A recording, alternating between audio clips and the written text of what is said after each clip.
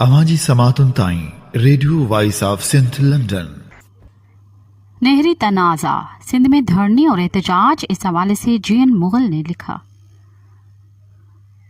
तादम तहरीर नई नहरों के मुतनाज़ा मंसूबों के खिलाफ सिंध और मुल्क भर में लोगों ने न फ़कत लॉन्ग मार्च शुरू कर दिए हैं बल्कि जगह जगह रैलियां भी निकाली जा रही हैं, मुजाहरे भी हो रहे हैं तो धरने भी दिए जा रहे हैं। इन मुजाहरों और धरनों में सियासी जमायतों के अलावा अब मजहबी जमायतें भी शामिल हो गई हैं। उनमें न सिर्फ सियासी कारकुन बल्कि मजदूर, हारी, तुलबा, औरतें और बच्चे भी बड़े पैमाने पर शिरकत कर रहे हैं। ये बात भी कम अहम नहीं कि पंजाब की तरफ से कैनाल बनाने से सारे सिंध में पानी का शदीद बहरान पैदा हो गया है। तफसीलात के मुताबिक ज़िला ठट्ठा में पानी का इतना शदीद बहरान पैदा हो गया है कि वहाँ पानी की 70% कमी हो गई है। यहाँ तक कि ज़िले ठट्ठा के सिवा 2 लाख एकड़ ज़मीन समंदर बुर्द हो चुकी है। कोटड़ी बैराज में मुसलसल पानी की कम फराहमी की वजह से लाड़ इलाके में पानी की कमी इंतहाई संगीन सूरत हाल इख्तियार कर गई है। अलावा अज़ैन इस ज़िले के दीगर इलाकों नारीचज, साकरो, खानटी, नसीर बगहाड़, जाम, 103 मोरी और बशमूल घार, मसान और कई इलाकों में मिट्टी उड़ रही है। साथ ही ये भी इतलात हैं कि इंडस डेल्टा 92% तबाह हो चुका है।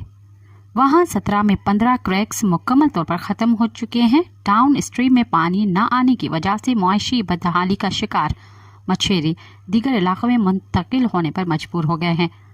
इलाके का पानी भी नमकीन हो गया है, जिसके नतीजे में तुमर के जंगलात और आबी हयात सख्त मुतासिर हुए हैं।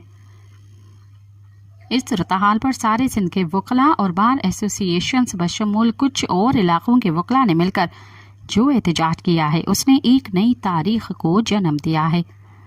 इस एहतजाज के जरिए वकला ने 3 सूबों के रास्ते बंद करने के अलावा अब रेलवे ट्रैक और एयरपोर्ट बंद करने का ऐलान किया। वकला ने बबरलू बाईपास पर बड़ा एहतजाजी धरना दिया। कराची से निकला ये अवामी मार्च जब बबरलू पहुंचा तो वकला, सियासी कारकुनों, मजदूरों और हारियों की एक बड़ी तादाद ने उनका भरपूर इस्तकबाल किया। कौमी शाहरा पर एक तारीखी धरना दिया गया।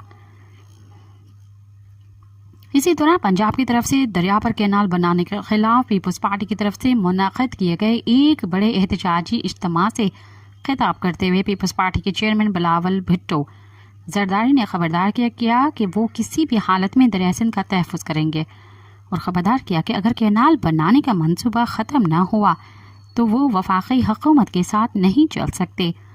मज़ीद कहा कि उन्होंने शहबाज शरीफ को वज़ीर आज़म बनाया और उनकी वजह से आज उनके पास ताकत है।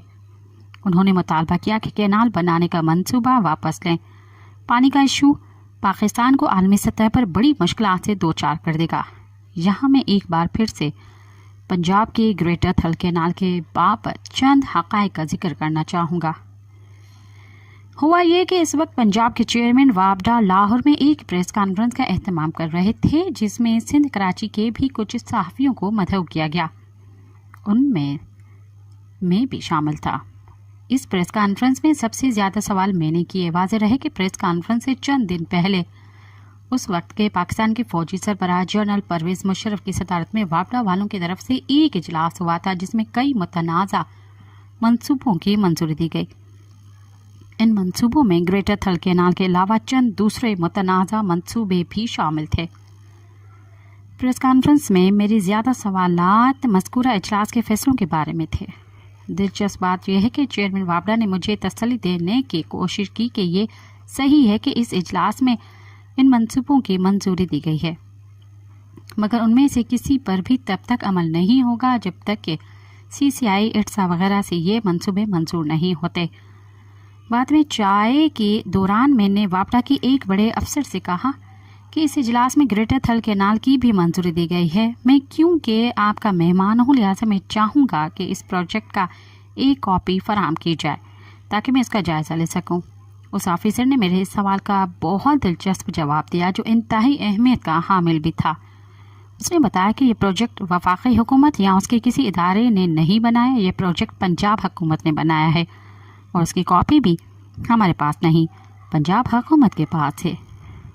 उसी रात वापडा की गाड़ियां हम सहाफ़ियों को थर की तरफ ले गए और जब थर में हमारी गाड़ियां एक जगह पहुंची तो कई बड़ी गाड़ियों की आवाज़ें सुनने में आई।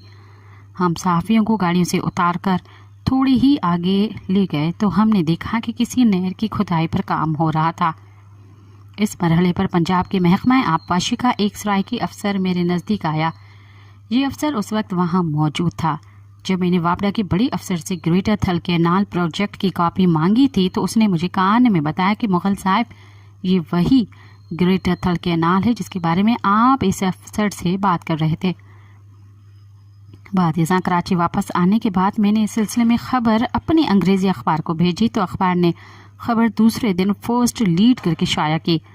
سندھ کے محکمہ آبپاشی کے سیکریٹری کے علم میں جب یہ بات لائی گئی تو اس نے ان تفصیلات پر مشتمل ایک تفصیلی لیٹر وفاقی وزارت قانون کو ارسال کیا۔ بعد میں اس وزارت کی طرف سے ایک نوٹیفیکیشن کے تحت گریٹر تھل کینال پروجیکٹ کو غیر قانونی قرار دیا گیا۔ اواں جی سماعتن تائیں radio voice of Sindh London